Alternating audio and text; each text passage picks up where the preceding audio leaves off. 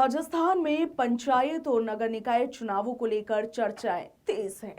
इसी बीच सबसे बड़ा सवाल है कि क्या दो से अधिक संतान वाले प्रत्याशी ये चुनाव लड़ पाएंगे या फिर नहीं।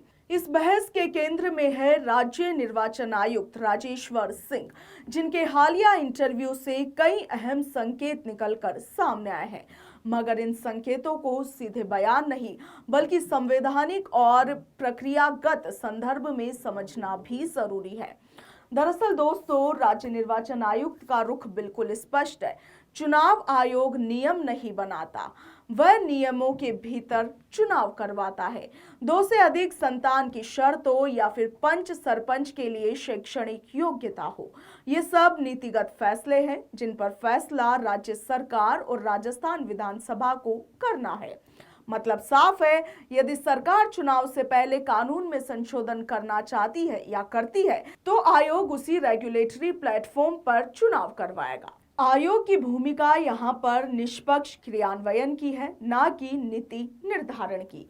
ऐसे में यहाँ असली सवाल ये उभरता है कि क्या सरकार कोई नया नियम लाने जा रही है।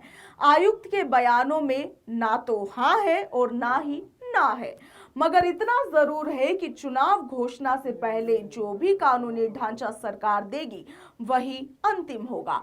यानी दो से अधिक संतान का मुद्दा अभी राजनीतिक चर्चाओं में है, कानूनी हकीकत में नहीं, जब तक विधानसभा कदम ना उठाए। दोस्तों, यहाँ आपको ये भी बता दें कि आयोग की तैयारियों से संकेत मिलता है कि पूरे प्रोसेस पर पकड़ मजबूत है। मार्च में पंचायत चुनाव, अप्रैल में नगर निकाय चुनाव और सभी पंचायतों के चुनाव एक साथ, जिला परिषद और पंचायत समितियों के चुनाव भी एक साथ ही, मतदान तकरीबन 3 चरणों में और अवकाशों को ध्यान में रखकर और मार्च के पहले सप्ताह में अधिसूचना और उसी के साथ आचार संहिता लागू। ये टाइमलाइन बताती है कि प्रशासनिक स्तर पर अनिश्चितता नहीं बल्कि राजनीतिक फैसलों का इंतजार है।